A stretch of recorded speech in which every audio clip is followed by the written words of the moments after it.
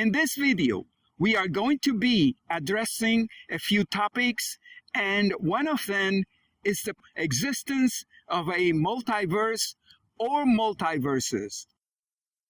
First, in our last video, we shared with the public that we are looking for 3i Atlas images and videos to enhance free of charge. And some of you sent us some suggestions and material, and we want to thank you for your time. And so here we have an image from Mr. Paul Craggs, amateur astronomer. Let us listen to what the Unexplained Mysteries channel has to say about Mr. Paul Craggs and his image. Astronomer Paul Craggs has recently captured the attention of the astronomy community after releasing a series of remarkably clear images of the mysterious interstellar visitor known as 3i Atlas. His photographs, taken with equipment far less expensive than the vast instruments used by national space agencies, have reignited debate about transparency in space research and the growing tension between amateur astronomers and established institutions. In a moment when the world is craving clarity regarding this mysterious object, Craggs has delivered images that appear far sharper and more revealing than those released by agencies with billions of dollars in funding. His work has brought into focus a profound question about why independent observers seem able to reveal details that official channels do not. Craggs, known within astronomy circles for his dedication and meticulous imaging techniques, had been tracking Atlas since its first appearance. So we can trust this image of the 3i Atlas to be authentic. Next, to help some of you to understand the problems that some of us are facing with the 3i Atlas being just an ordinary comet, we are going to put Mr. Paul Craggs' image side by side with an image of an ordinary comet. And here they are. And we are not going to insult your intelligence by playing mental games with you about your education, who are you, and what you know or you don't know. We are just going to ask you a simple question. Analyze very carefully these two images, and do you see any difference between these two comets? Because in their mental warfare games, what some of these folks are pushing out to the general public is that the 3i Atlas, it is just like any other ordinary comet. And the difference that you see between these two images are created by the camera viewing angle, some unknown space conditions, and of course, the quality of the equipment. That's all. Next, here is another reason why we are using Mr. Paul Craggs' image. Let us zoom closer to this image to look around it, okay? And now we want you to carefully analyze the strange formation that the 3i Atlas has, because we are going to come back to it.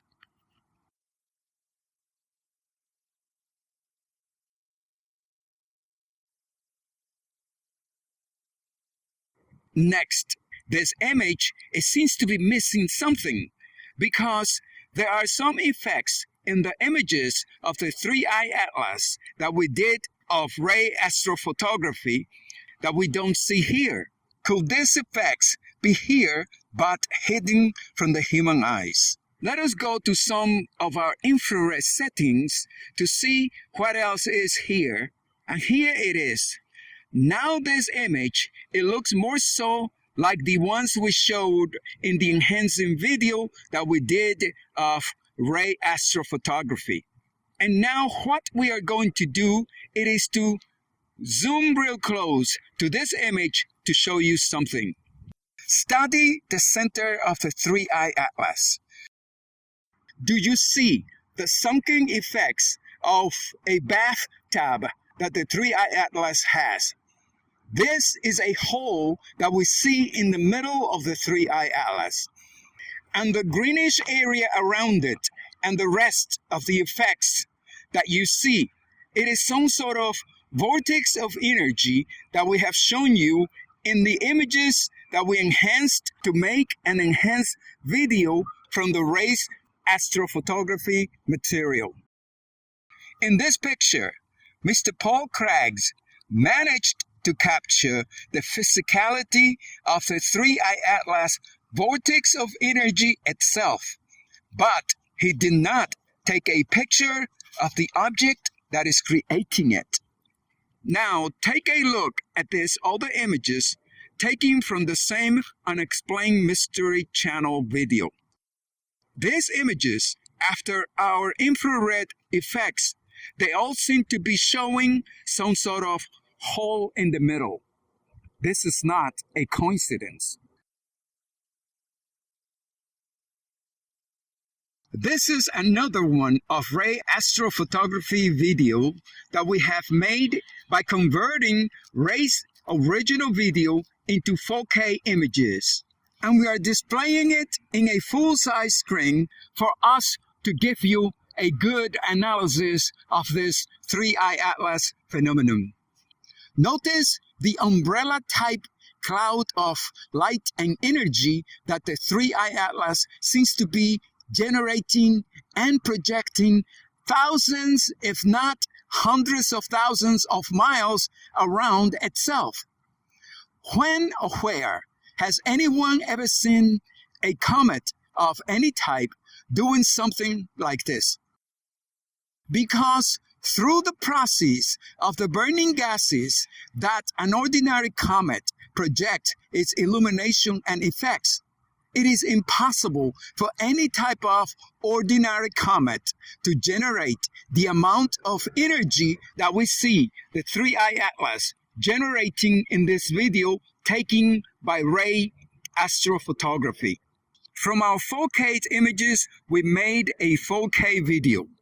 Compare the effects that you see in this enhanced video of ray astrophotography with the effects in the Paul Craggs photo that we enhanced. And what we have found is that Paul Craggs in this image and ray astrophotography in this video, they have managed to record the same 3I Atlas operation. The only question that we have is, did they do it at the same time, or was this done at different times?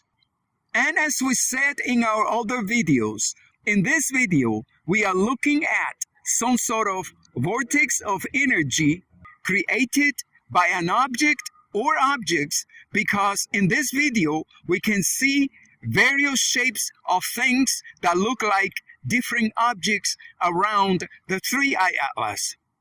And here is something. Based in our images enhancement that we have done before, looking at this video of the 3I Atlas, there seemed to be something different about it that we didn't see before. And to explain one possibility how this 3I Atlas phenomenon may be happening, we have an old interview with Professor Michio Kaku to show you.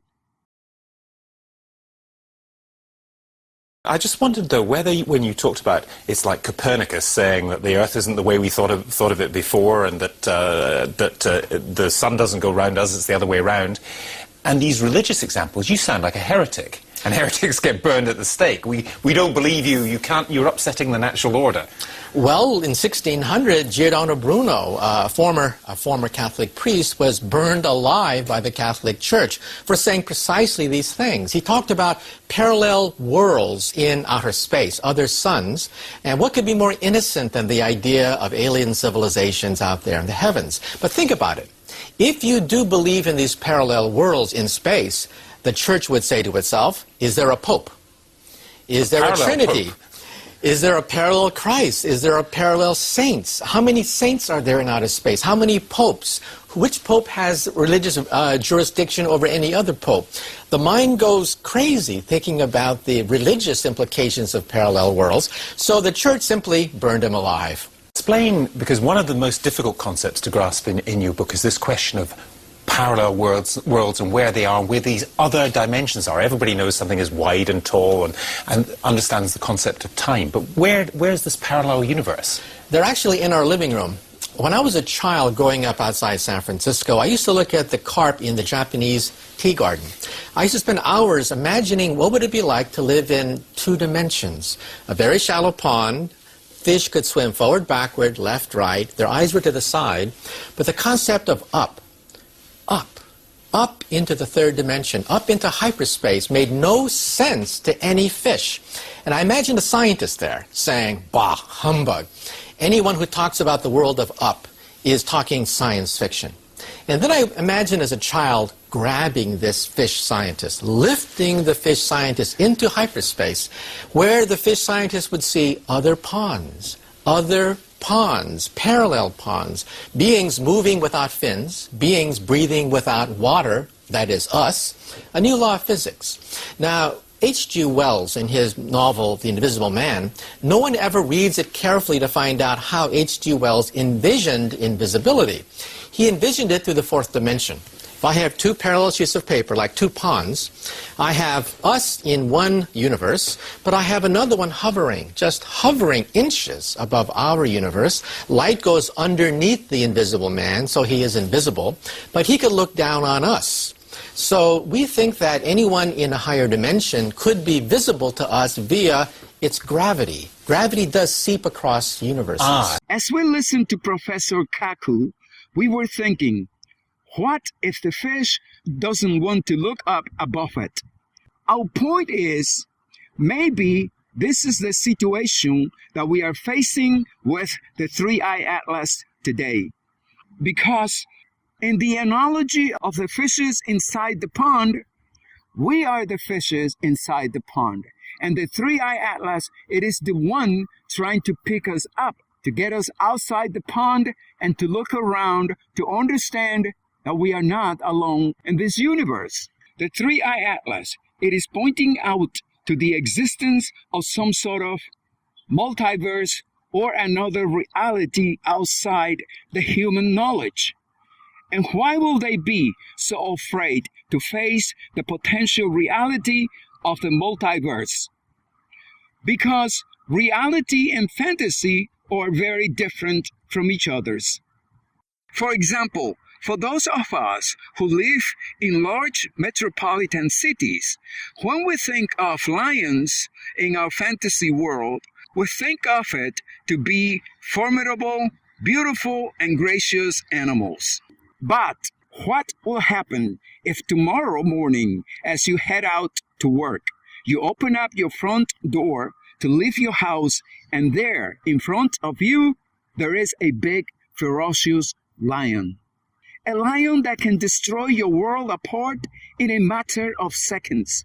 But it may be just a harmless, domesticated lion that escaped from somebody's house, and now this poor lion is just lost and scared, trying to find his place. How will you know that? You don't. All your instincts are telling you is to run back inside the house as soon as possible and close the door behind you. The point of this analogy is, when the multiverses was just a fantasy, part of a conversation, talking about the multiverses was beautiful, relaxing, and very peaceful. But now that we have the presence of the three-eye atlas knocking on humanity's door to inform Your Majesty humanity that the existence of a multiverse or multiverses, it is very real, now the fantasy talk has become a reality, and it is very uncomfortable and ugly. And again, is it an ugly reality, or is it that they see it as an ugly reality? And this is the part of the interview where we find Professor Kaku providing some answers for the three-eye atlas phenomenon. Now, H.G. Wells, in his novel The Invisible Man, no one ever reads it carefully to find out how H.G. Wells envisioned invisibility.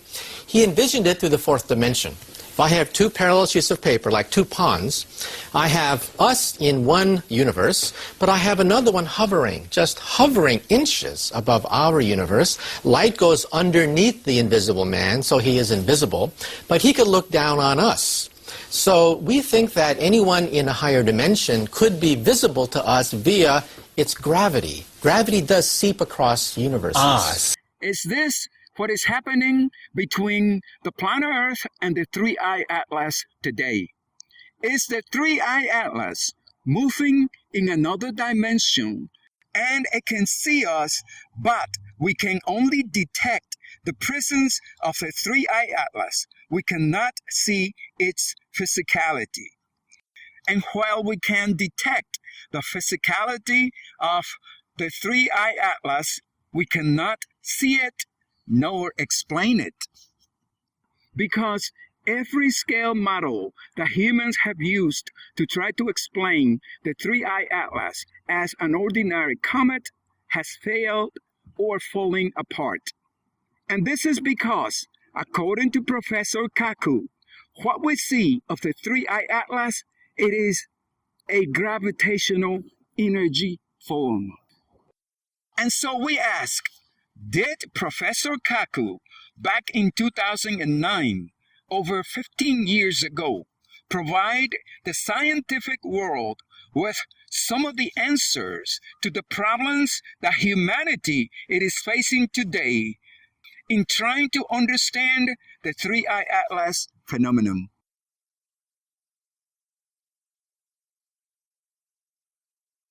And for us today, in a way, the Three-Eye Atlas, we see the spirit of Giordano Bruno speaking again to humanity. Because think about this, the Three-Eye Atlas presents today, 2026, like Giordano Bruno in the 1600s, it is pointing out to the existence of another world, another dimension, and to extraterrestrial life someplace else in this universe. And the same as they did back then in the year 1600 with Giordano Bruno, likewise, today, some of these frightening human beings, they are doing the very best they can to take the presence of the Three-Eye Atlas subject, and they are trying to burn it to death and to bury it.